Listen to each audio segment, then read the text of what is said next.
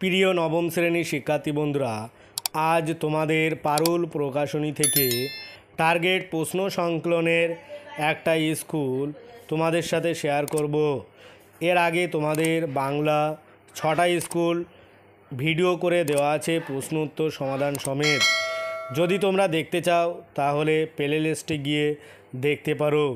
এছাড়া ইতিহাস ও ভূগোলেরও অনেকগুলো স্কুল তোমাদের সমাধান করে দেওয়া আছে। আজকে তোমাদের 7 নম্বর স্কুলটি বাংলা সমাধান করে দিচ্ছি। প্রশ্নগুলো মোস্ট ইম্পর্টেন্ট। এই স্কুলের যে প্রশ্নগুলো আছে অন্য স্কুলের তুলনায় একটু ভিন্ন। এই স্কুলের প্রশ্নগুলো কিন্তু ভীষণ ইম্পর্টেন্ট। অবশ্যই তোমরা এই প্রশ্নগুলো প্র্যাকটিস করো। আর যারা ভিডিওটি প্রথম দেখছো তারা অবশ্যই সাবস্ক্রাইব করে রেখো, যাতে পরবর্তী ভিডিও তোমরা সবার আগে পেতে পারো। আর ভিডিওটি কেমন হয়েছে অবশ্যই কমেন্টে জানিও।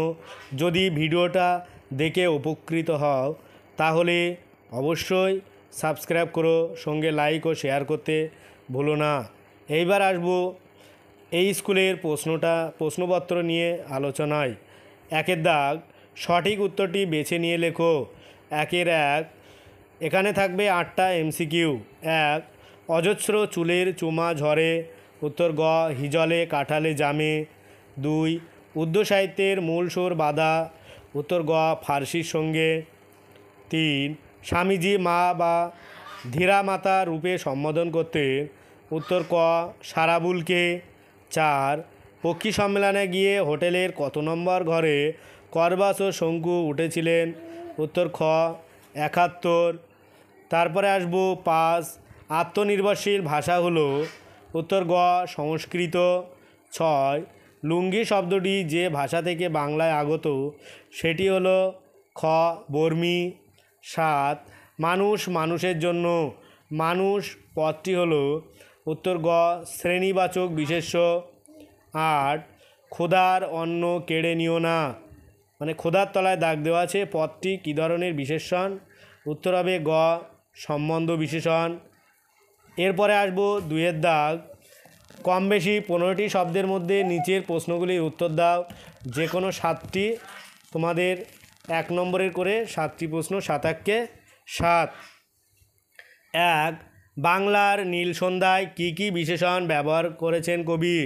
উত্তর শান্ত, অনুগত ও নীল। তোমরা সম্পূর্ণ বাক্যে লিখবে, আমি কিন্তু শর্ট উত্তরটা বলে যাচ্ছি।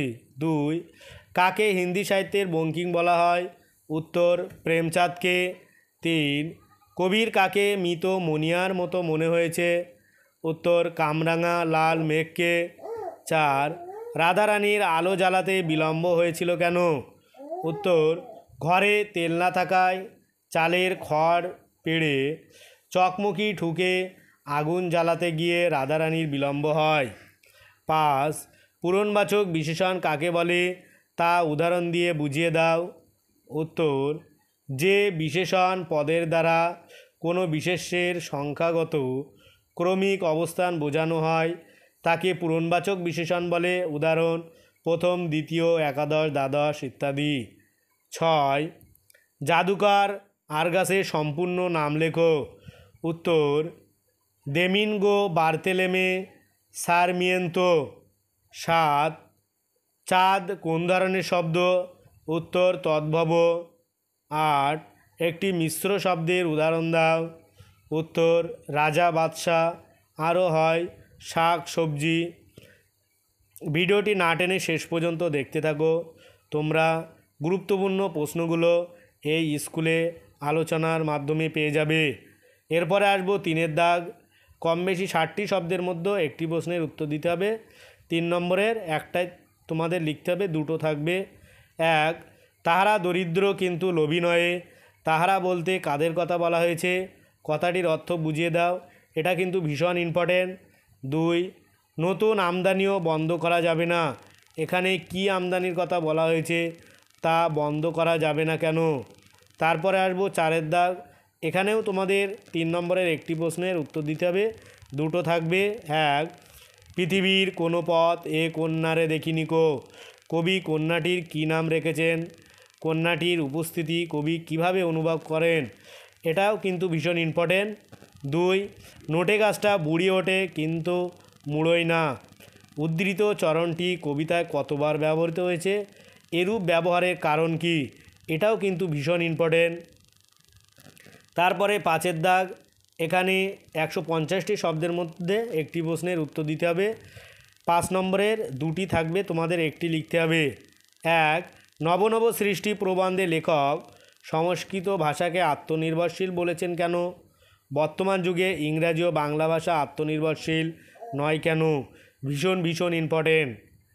2, কর্মে ঝাঁপ দেওয়ার পূর্বে বিশেষভাবে চিন্তা, কে কোন কর্মে ঝাঁপ দিতে চান তার বিশেষভাবে চিন্তা করার দরকার কেন? এটাও কিন্তু ভীষণ ইম্পর্টেন্ট। তারপরে আসবো 6 দাগ, এখানেও 5 নম্বরের একটি প্রশ্নের উত্তর দিতে হবে, 2টো থাকবে। 1, আবহমান কবিতায় যে চিরকালীনতার কথা বলা হয়েছে তা সংক্ষেপে আলোচনা করো। 2, এরই মাঝে বাংলার প্রাণ স্পন্দন কবি কিভাবে উপলব্ধি করেছেন। 2টি প্রশ্নই কিন্তু মোস্ট ইম্পর্টেন্ট। তারপরে আসবো 7 দাগ, এখান থেকেও তোমাদের 5 নম্বরের 2টি প্রশ্ন থাকবে, তোমাদের লিখতে হবে একটি। 1, 2 সপ্তাহে অভাবনীয় প্রোগ্রেস, কার কি প্রোগ্রেস হয়েছিল তা বিবৃত করো, এটা করবাস থেকে। 2, করবাস গল্পে জাদুকর চরিত্রটি বর্ণনা করো। এ দুটো কিন্তু মোস্ট ইম্পর্টেন্ট। এই যে প্রশ্নগুলো আলোচনা করলাম, প্রশ্নগুলো তোমরা অবশ্যই করে যেও, যেগুলো ভীষণ ইম্পর্টেন্ট সেগুলো আমি বলে দিয়েছি, এগুলো তোমরা বেশি করে প্র্যাকটিস করো। আজ ভিডিওটি এই পর্যন্ত। পরের ভিডিও পেতে চ্যানেলটি অবশ্যই সাবস্ক্রাইব করো আর পাশে থাকা বেল আইকনটি ক্লিক করো। সকলে ভালো থাকো, সুস্থ থাকো। ভিডিওটা শেষ পর্যন্ত দেখার জন্য সবাইকে অনেক অভিনন্দন।